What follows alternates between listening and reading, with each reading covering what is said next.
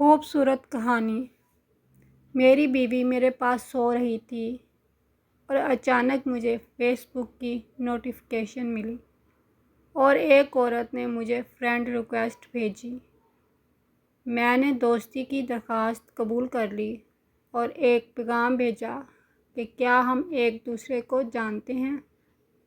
اس نے جواب دیا، میں نے سنا ہے کہ تم نے شادی کر لی ہے، لیکن میں پھر بھی تم سے محبت کرتی ہوں۔ وہ ماضی کی دوست تھی۔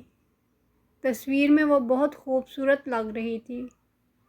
میں نے چیٹ بند کر کے اپنی بیوی کی طرف دیکھا۔ وہ اپنے تھکا دینے والے دن کے کام کے بعد اچھی طرح سو رہی تھی۔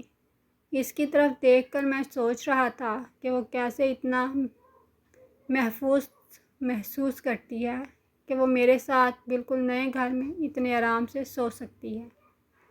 وہ اپنے والدین کے گھر سے بہت دور ہے، جہاں اس نے 24 گھنٹے اپنے گھر والوں کی آغوش میں گزارے۔ جب وہ پریشان یا غمگین ہوتی تو اس کی ماں وہاں موجود ہوتی تاکہ وہ اس کی گود میں رو سکے۔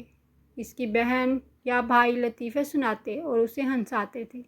اس کے والد گھر آتے اور اسے اپنی پسند کی ہر چیز لاتے، اور پھر بھی اس نے مجھ پر اتنا بھروسہ کیا۔ یہ سارے خیالات ذہن میں آئے تو میں نے فون اٹھایا اور بلاک دبا دیا۔